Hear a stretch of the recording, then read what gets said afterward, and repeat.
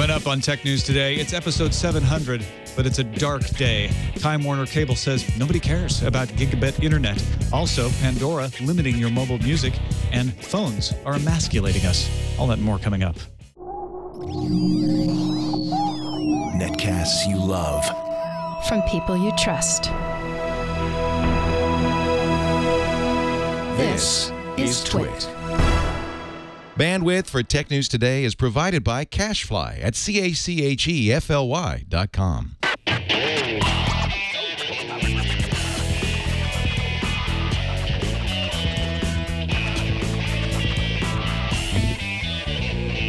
This is Tech News Today for Thursday, February 28th, 2013. Tech News Today is brought to you by Gazelle, the fast and simple way to sell last year's gadgets. Find out what your used iPad, MacBook, iPhone, Galaxy S, and other smartphones are worth at Gazelle.com. And by Podio from Citrix. Manage your projects with files, instant communication, and collaboration all in one workspace. Start using Podio today. It's free. Just visit Podio.com to sign up, set up your first workspace, and invite your team to get started. Work the way you want with Podio.com. Welcome to Tech News Today. I'm Tom Merritt. I'm Sarah Lane. I'm Ayaz Akhtar. And I'm Jason Howell. And this is the show. We keep you up to date on the most important stories in the tech world. Put them in context for you, starting with the top 10 of the day in the news fuse.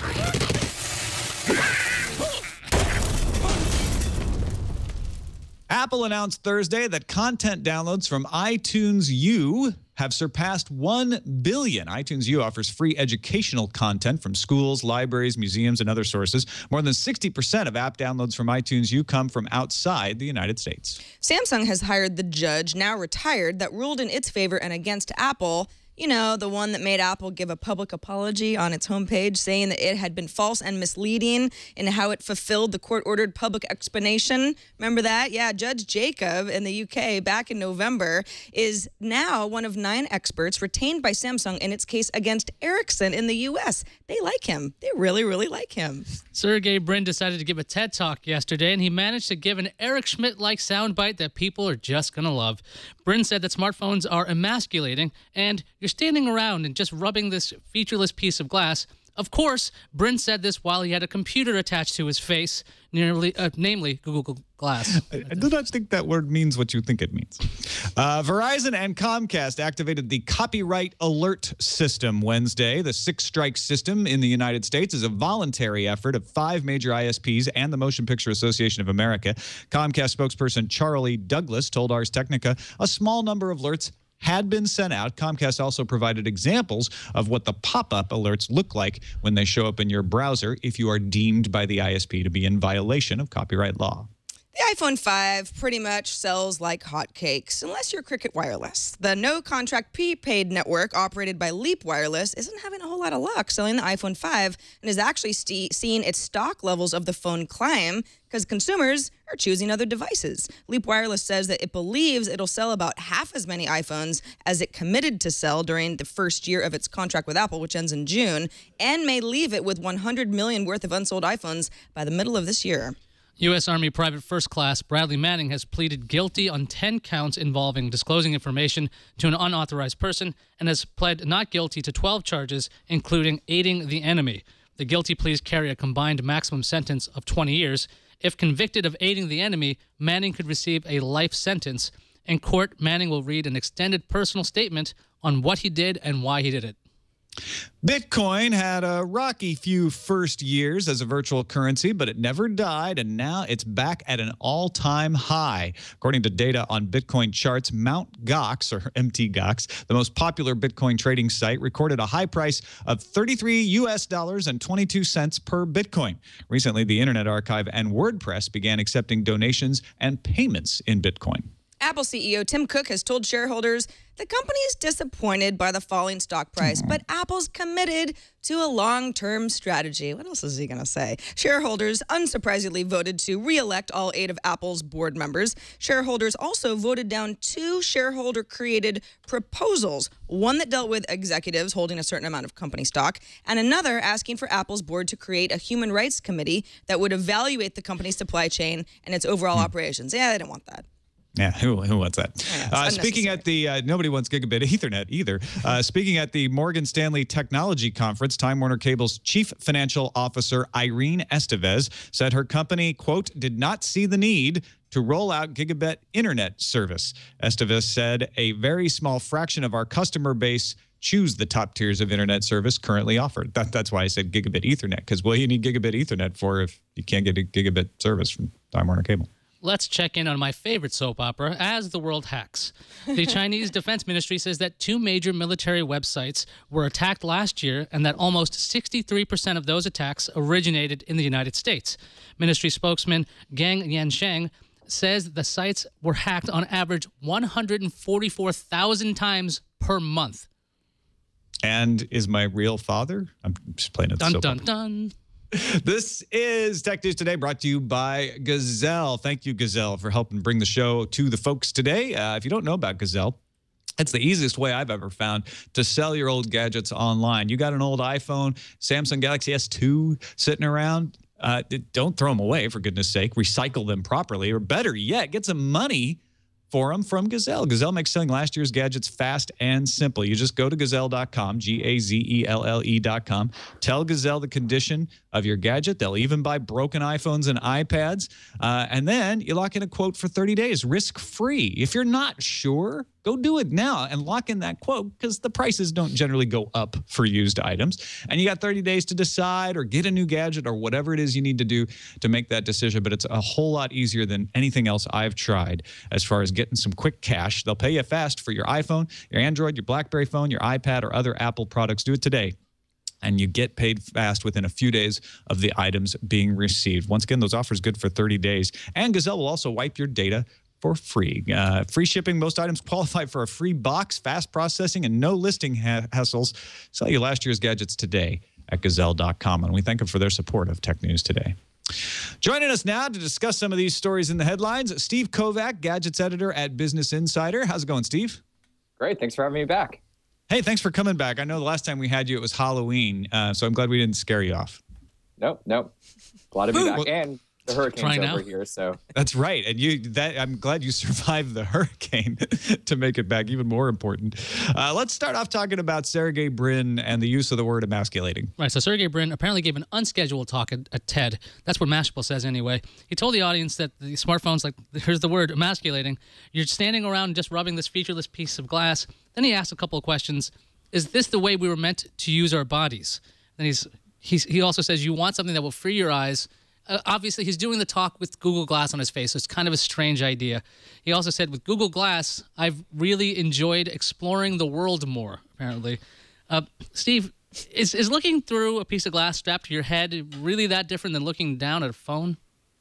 I don't think so. And you also got to keep in mind, this product that they created is dependent on a smartphone. You can't use Google Glass without a smartphone anyway, so I don't understand why he's dissing smartphones so much. And plus, Google makes their own smartphones too. So they have that whole Nexus line and plus all those other Android phones. So it's kind of weird that he'd want to blow a hole in that whole area of their business.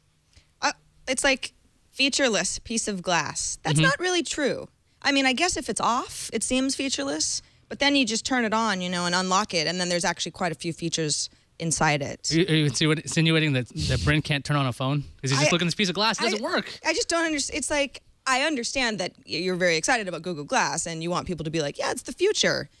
But it's not as if smartphones are, this thing where men hold them and instantly are emasculated and there's just pieces. And like, what? I don't get it.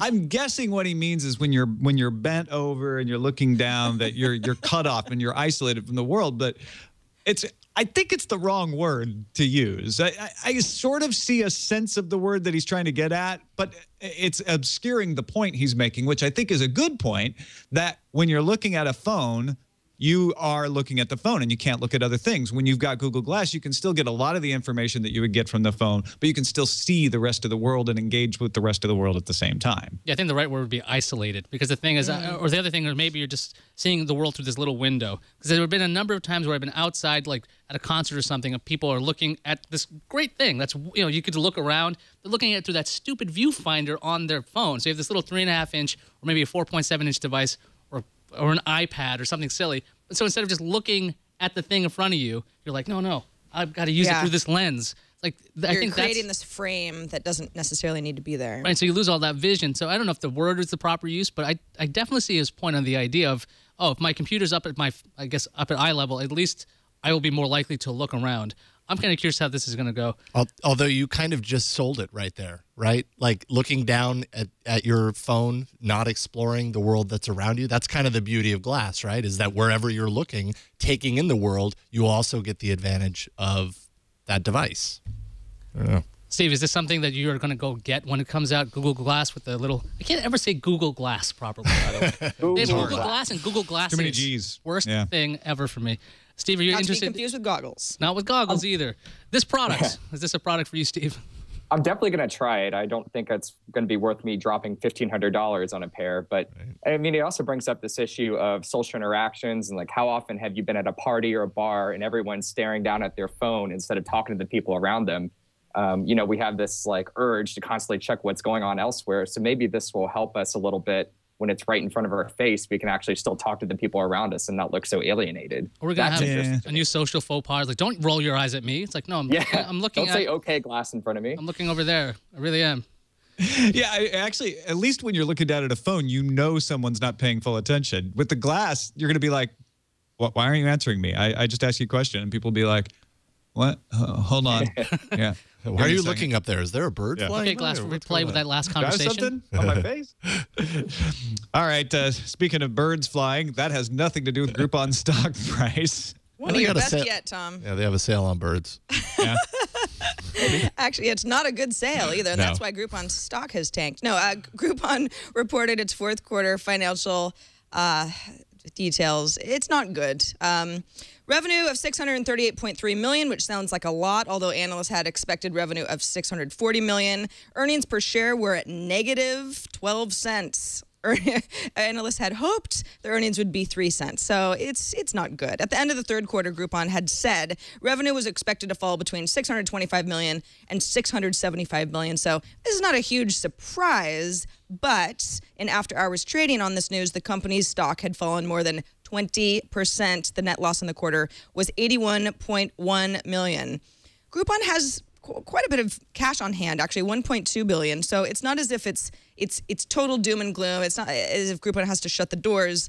But this is definitely not a good trend and hasn't been for not just Groupon, but daily deals type sites for pretty much the better part of a year. Steve, I want to ask you, do you use Groupon? Do you think Groupon has a chance? Or is this one of these things that was a fad that is deemed to die? I don't know. Everyone said, you know, if you remember 2 or 3 years ago, this is the next eBay or this is the next Amazon, and you know, Google wanted to buy it. And then I don't use it. I think I've bought 2 Groupons my entire life, and I just got sick of those emails and I deleted it, canceled my account.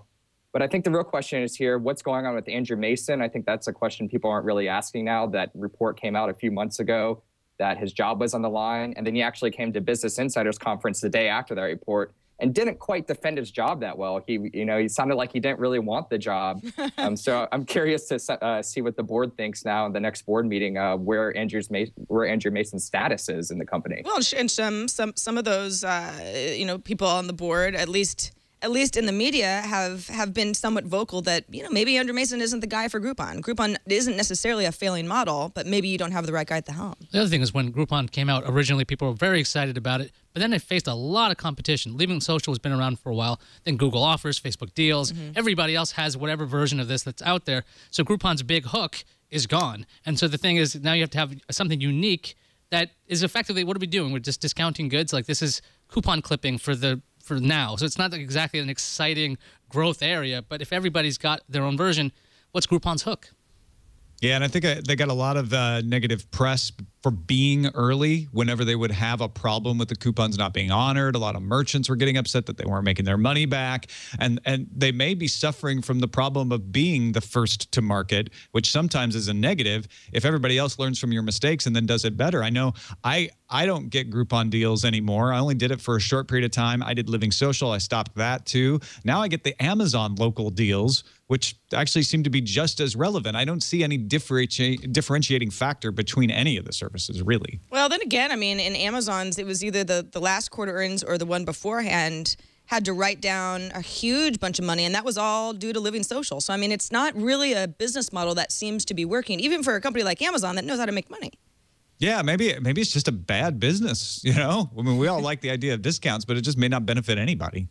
We just don't need coupons anymore. The world has evolved. Just pay full price. Pay and shut full up about price it. and Yeah. be quiet. For God's sakes, you cheap bastards, pay full price. All right. Speaking of cheap bastards, let's talk about the Morgan Stanley Technology Conference, where Time Warner Cable's Chief Financial Officer, Irene Estevez, pretty much was honest. I don't have any problems with what she said. She said, we're in the business of delivering what consumers want and to stay a little ahead of what we think they will want, and we just don't see the need of delivering that to consumers, talking about gigabit internet. Specifically referring, I would imagine, to Google. A very small fraction of our customer base want it. We're already delivering 1 gigabit, 10 gigabit per second to our business customers, so we certainly have the capability of doing it. If this is what sound business sense gets us, and I looked in a little bit into Irene Estevez. I was not familiar with her, but she is a good CFO, Chief Financial Officer. She comes from the XL Group Insurance. She worked at Wachovia. She worked at Miller Brewing, and she's generally considered to be a respected, hard-nosed, strategic thinker who keeps emotion out of her decisions and says this is what's going to be good for the business. In fact, she's spearheaded at Time Warner Cable the ability to turn down channels and say, look, if nobody's watching the channel, we're not going to pay for it anymore, which was a hard thing for cable companies to do. So if she is saying it doesn't make business sense for us to roll out faster internet, do we need another way to develop internet access? Is that the upshot of this? Steve, what do you think of these comments? I think when I first read this, I was curious how she came up with this data and what kind of market research they did, because who wouldn't want to download a 2-hour movie in a few seconds if they're going up to normal people and saying, hey, we have this capability to deliver this lightning fast internet speed? Why would people not want that? That's what I'm curious about. And the other thing is, it's perhaps they're looking even further down the road to when all this is wireless anyway, instead of these wire connections pumped into your homes. Wouldn't it be great to just have everything wireless? I mean, LTE is still relatively in its infancy, so it'd be nice to see Time Warner try to get into that. On the other hand, you've got Verizon out there saying, you know, it doesn't make sense for us to roll out Fios anymore until we sell enough of it. There are plenty of us that work in technology who look at this as a ridiculous prospect. Like you say, like, who would not want gigabit internet? Come on, let's get real. But there are also plenty of people out there still on dial-up. You know, it's always disheartening to see the broadband adoption numbers out there. Maybe that's because in the United States, people just haven't seen the value of broadband internet. I've definitely heard people say, like, I don't understand why I need this faster internet. I can get my email just fine on the cheap dial-up from the AOL. So that attitude is out there, but maybe that attitude's out there because of the high price and the difficulty of getting the service. I mean, one of the things about Time Warner and all these other companies is that they are doing more than one thing, right? They're cable providers. They have sometimes they have a wireless segment. Sometimes they have their wired internet. And because they have all these different interests, they're going to say, what's the most cost effective? And usually that fiber to the curb, Verizon tried it, and that wasn't exactly a huge growth market for them.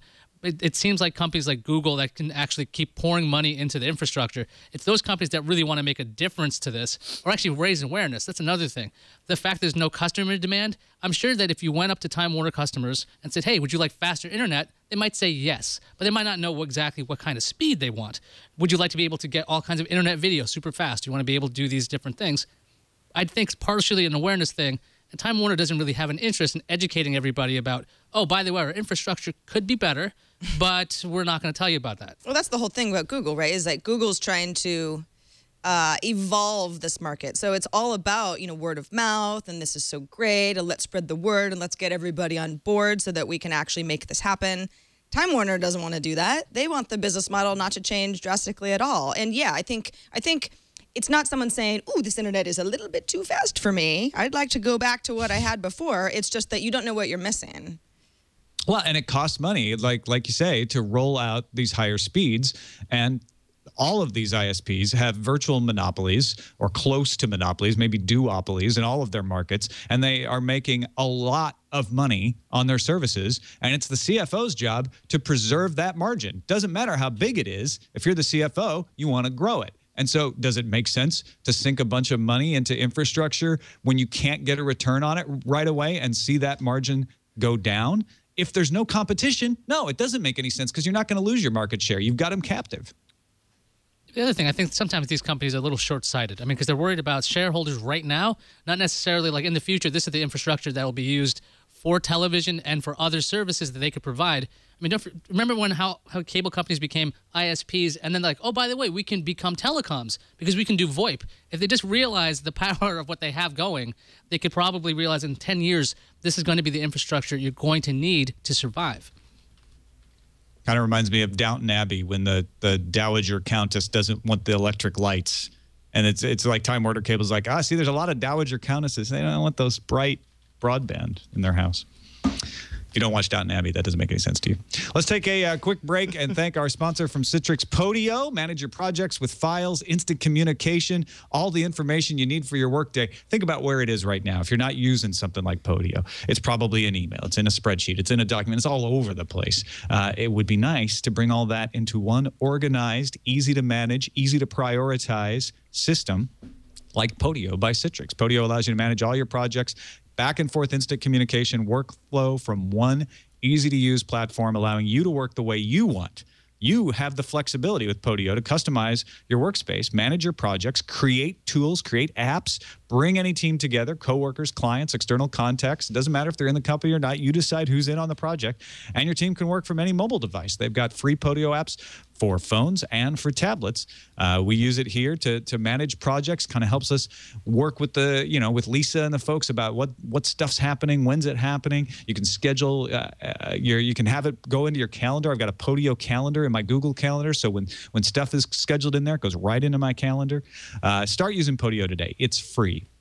Visit podio.com, sign up, set up your first workspace, and invite your team to get started. Work the way you want to with podio.com, and we thank them for their support of Tech News Today.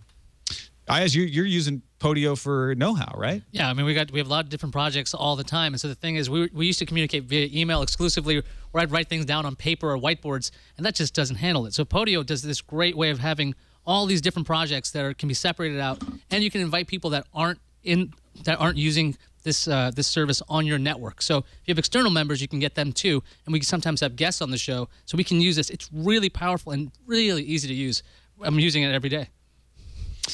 All right. Well, thanks again to Citrix for their continuing support of Tech News Today. Let's talk a little bit about the Google Chromebook Pixel. And the reason is not because I'm one of the crazy people who's pre-ordered it, but because Steve actually got a preview unit of it, and you've been using it. What do you think so far? I know you put up your first impressions on Business Insider today. Yeah, I've had it for about a day now, and I was shocked when I take it out. I've tried the other Chromebooks, the ones made by Samsung and others, and they just felt so cheap. And then when I pulled this thing out of the box, I was like, wow, I was just blown away by the build quality, the design, and that screen is gorgeous. I mean, it's just as good as the MacBook Pro Retina display. And I don't know, it's like they made a laptop that's the quality of an Apple MacBook, but without copying the design like so many other people have done. It's very unique. And my only quibble is a little too expensive. I'm actually surprised you went out and bought one. But, they're doing stuff that Apple's a little scared to do. The touchscreen aspect and the built-in LTE is just killer. Did you find yourself using the touchscreen much? Actually, I didn't quite at first. Again, I've only had it for about a day, but then I had to kind of keep reminding myself, oh, I can touch the screen if I want to. And it works great on apps like TweetDeck, which has a great Chrome app. And there's another app, photo sharing app called 500px that just came out with a new touch-based app for the Pixel, basically. And that's also really fun to use, too. Now, you also get a terabyte of free Google Drive space for 3 years. That's an $1,800 value. Does that make the price seem any better? It does, actually, because I have a MacBook Air as my primary machine, so it helps a little bit. And on my MacBook Air, I store almost everything in Dropbox. I only have a 128 gigabyte MacBook Air, so most of my stuff is already in the cloud. The downside to that is, of course, if you're offline, it's really hard to get your stuff. Yeah, exactly, because your terabyte drive is not going to sync very well with that 32 or 64 gig drive that's inside the Pixel. All of the reviews that I've seen, and they're not really reviews, they're first impressions at this point, because I don't think anybody's had it for much longer than you have. Yeah. They all seem to agree that it's an amazing piece of machinery, and it feels just as well built as the best laptops out there. The price is actually fairly equivalent to the MacBook Air. It's just that we're used to Chrome OS being a cheap operating system. It kind of tells the tale, though, that the price of a laptop or any piece of machinery is not really based on the operating system. And we've seen that with Linux laptops where the operating system's free and they end up being not that much cheaper than a Windows laptop out there. Do you think what Google's doing here is trying to reset our expectations of Chromebooks to not think about it as a cheap operating system and a cheap laptop, but think about it as something that's higher quality? It does feel that way, and I think it's telling that they made it themselves. I'm not quite sure who's manufacturing it for them. It's all Google branded. So I think it's telling that said, hey, we made our own hardware, and it's priced just like a MacBook or any other top-tier laptop or computer. So I think, yeah, it's making a statement and to rethink the way we think of traditional desktop computing, which is something they've tried to do with Chrome OS since the beginning. But now it's got that more desktop feel. You can actually put icons on your desktop. There's a taskbar. It's not just the web browser anymore. So, I'm using it. I've been constantly reminding myself, okay, this is something different. Stop comparing it to Windows. Stop comparing it to Mac. Steve, this doesn't remind you of the Nexus Q. I mean, that was a nice piece of hardware, way expensive, had a limited feature set. Great idea. It's like, oh, yeah, we can make this, but then why? Because the thing is, Chrome OS is underpowered. It doesn't have native apps. If you want to use Spotify, you can't.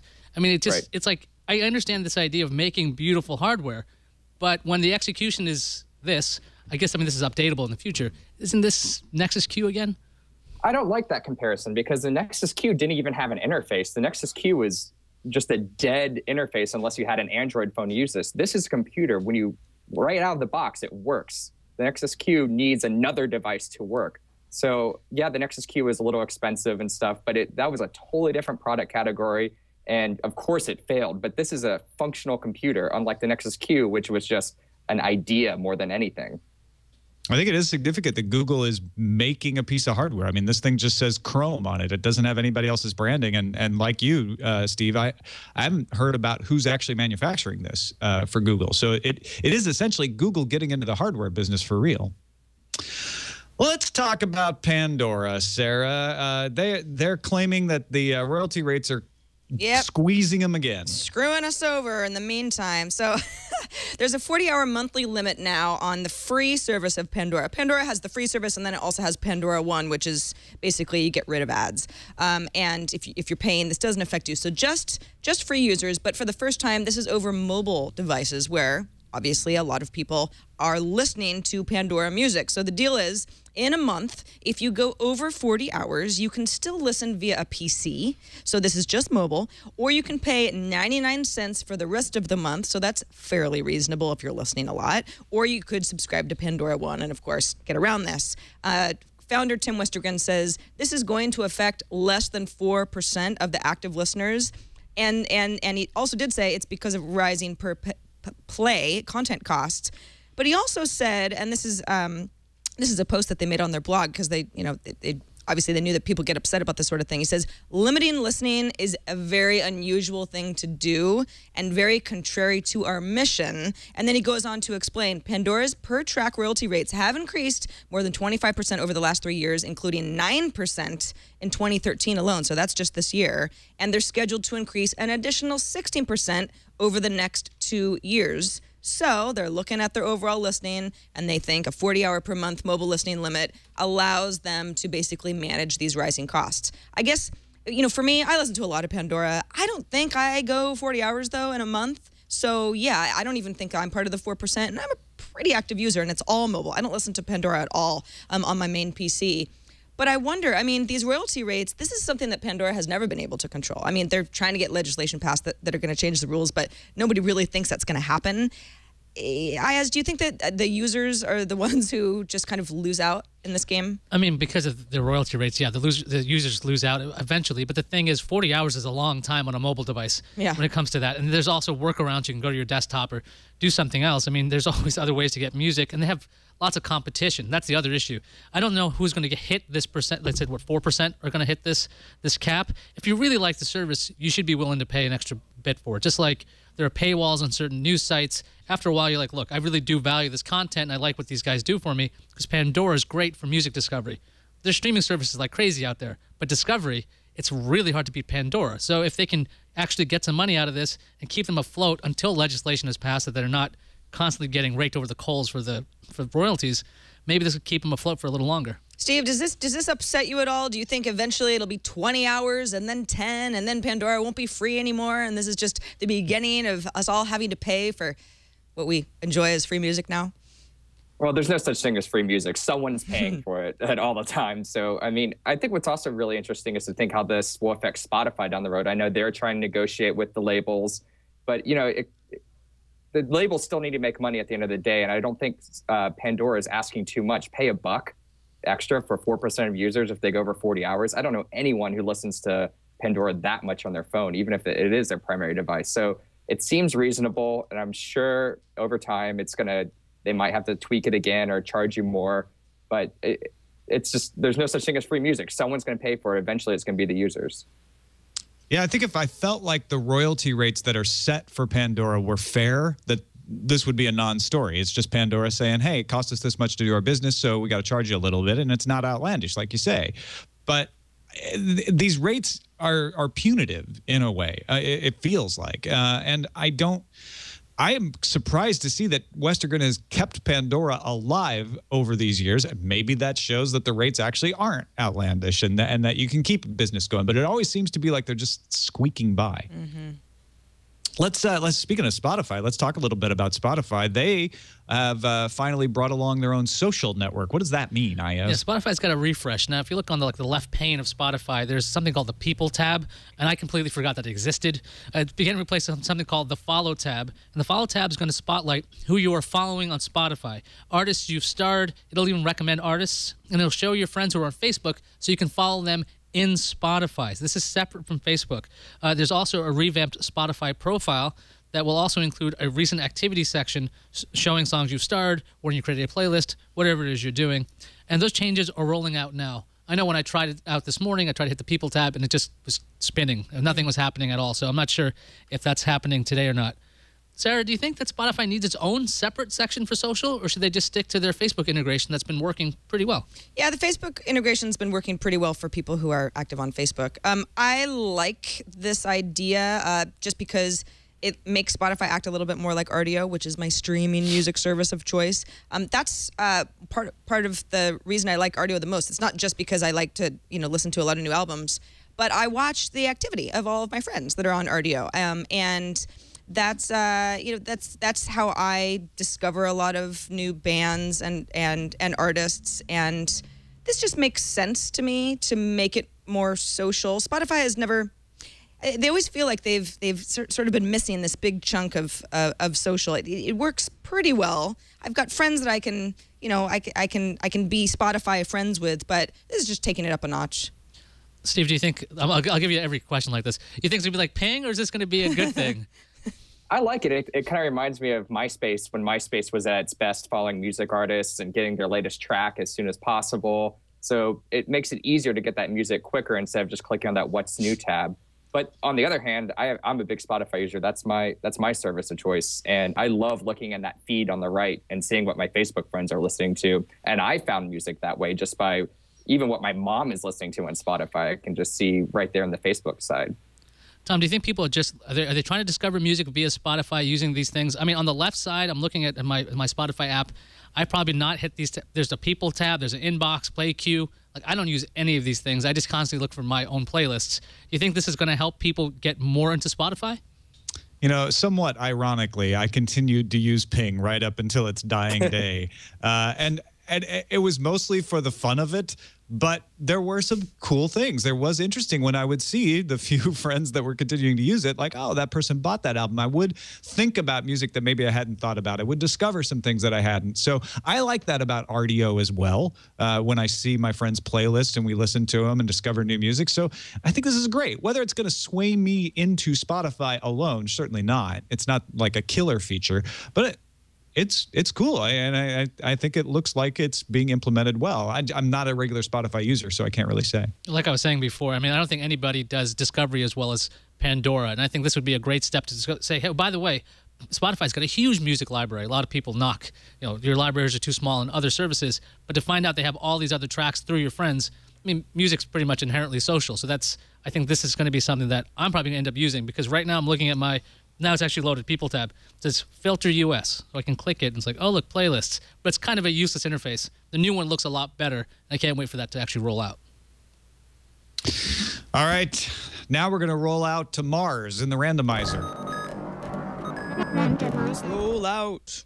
We actually won't roll. We'll fly using Dennis Tito's money. Yesterday, Dennis Tito announced that he will fund the first couple of years, anyway, of a mission to send 2 heterosexual, non-childbearing age people, so one couple, to Mars in January 2018 to perform a flyby. So no orbital insertion, no landing.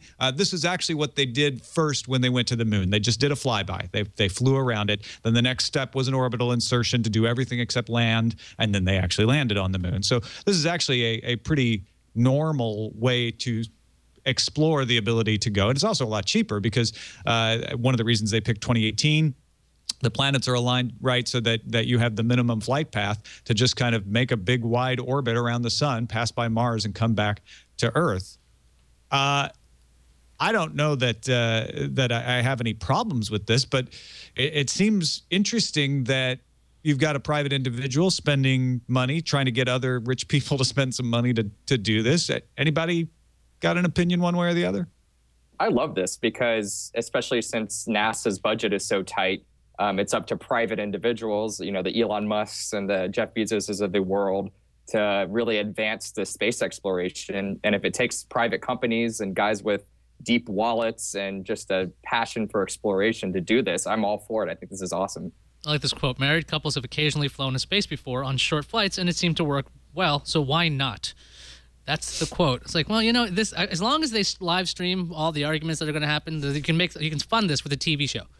Because you lock people together in an enclosed space that long, that flight, it's going to be less than fun, I'd imagine. Yeah, I mean, how many seasons has Big Brother been running? This is like Big Brother in space. In space. I like this. And Tito said he wanted a couple because he wanted each gender to be represented. But you also, when you're that far from home, quote, you're going to need someone you can hug. Oh, that's so It's true. Mars, honey. Look. We're so far from Earth. Let's hug. And that's totally not a euphemism for anything. yeah, well, yeah, maybe not. The other thing is, if they miss 2018, they have to wait until 2032. I think I may have that wrong, but it's about that long that they would have to wait. So they kind of need to make this happen, and NASA is not involved officially, but they are supporting. They are working with Tito on this. So it's not just some crazy guy going off on his own. And it's called Inspiration Mars, by the way. I don't know if we mentioned that. So really interesting. I would like to see us fly by Mars. Absolutely. Let's see what's in the calendar sooner than going to Mars, though. Raspberry Pi, it's sort of Raspberry Pi's 1-year birthday. Mm-hmm. But Raspberry Pi's actual birthday is February 29th. So going to have to wait another 3 years or so to officially give Raspberry Pi a big old Raspberry Pi birthday party. I mean, it was on the Earth and it rotated around the sun. I mean, that's good enough, right? Right. Samsung, in a tweet, has invited the public to Times Square in New York City for its Galaxy S4 unveiling. That's on March 14th. Are they going to have the Galaxy S4 drop like the crystal ball in New York? Woo-woo. Yeah, everybody go to Times Square. And the Ouya gaming console, Android gaming console, is going to start shipping to those who have backed it on March 28th. I know that's going to make you happy, Ayaz. I will be thrilled.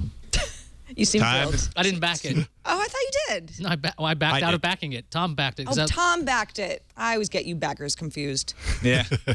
We all back alike. Let's check the inbox. Incoming message. I am a backist. We got a message from Brian. It says, hey, TNT crew, I know I'm a little behind, but on episode 697, Tom mentioned wanting to get his native carrier texts SMS on his tablets. I have a Nexus 10, and I received my phone and text messages on my tablet via Cloud SMS app, which is available in the Play Store. Not only does it receive texts, but you can respond on it or send text right from the app on the tablet. Not sure if this is exactly what you're thinking of, but it works great for me. No separate Google Voice number or message service. Seems like I don't know if I've heard of that application, but 99 cents in the Play Store. It's not quite what I was talking about. It's cool, though. It's good to know about. Thanks for telling us about it, Brian. You install it on your Android phone, and then it actually takes your text messages as they come in and forwards them through its service to the app on your Android tablet. So you have to have Android on both ends, and you have to have the app installed on both ends. Most of the reviews are actually really positive. A couple people complain that it was delayed receiving the text sometimes, which seems like that might be normal on that sort of thing. But what I'm wanting is to just be like the SMS service that I sign up without any workarounds or any hacks is there on the tablet. That would be cool. But barring that, this seems like a cool solution for Android users for sure. Got another email from George about pee. He says, I was listening to your show today about the iPhone app that could diagnose certain problems in your urine. At the end, you mentioned that there was a dipstick involved. I assume that you dip the dipstick into the urine and take a photograph of the dipstick. Being a kidney doctor, says George, I have to ask the obvious. How does the app help? A normal dipstick already has measurements on it, so it can tell you levels of blood, sugar, protein. You still have to dip the stick in the urine. That's my Bill Cosby. If you didn't have to touch the stick, then it would be an improvement. Maybe this helps. Urine pops. You put the dip in the pee. Maybe this helps to interpret the levels of the dipsticks, which I can do, but someone without my training probably couldn't. Frankly, it's not that difficult. Begs the bigger question, though. Did I just waste 4 years of med school and 3 years of residency when I could have just purchased this app? Yeah, George. Dang. Obsolete. Line of work, man. Yeah. No, I mean, the idea as I understand it, and Georgie, if you looked into this, you'd probably be able to tell better than me, but the idea as I understand it is that this is so that when you're in areas with low infrastructure or no infrastructure, and you've got an iPhone with you, all that you need is the iPhone to be able to conduct all of the tests that it does without necessarily having to touch it, I guess. I don't know from your email whether there are tests that the iPhone can do that just looking at the measurements on the stick can't. That's sort of outside of my area of expertise, but that seems to be what the story's implied anyway. You're in luck. We're done. Thank you, Steve Kovac, for sitting through that. It's an honor. And also for being on the show. Let folks know what you're up to at Business Insider, where they can find your work, all that good stuff. Yeah, businessinsider.com/SAI. That's our tech section. And if you want to follow me on Twitter, @Steve Kovac. And that's KOVACH for those on the audio podcast. Oh, don't forget that you can submit stories in our subreddit, technewstoday.reddit.com. That's a place to go to either submit a link or vote on the links that are already there. Our folks, there's 14,000 people in there. So a lot of times the link you're thinking of might already be in there. So you just got to go add your vote to it, pop it up the list. We look at it every day when we make our lineup. You can also find us on the web at twit.tv/TNT. You can email us. Our email address is tnt@twit.tv. And give us a call. Leave us a voicemail. Keep it nice and short and insightful, and might even play it on the show. 260-TNT-SHOW is the number. Friday tomorrow, which means Darren Kitchen will be with us. We'll see you then.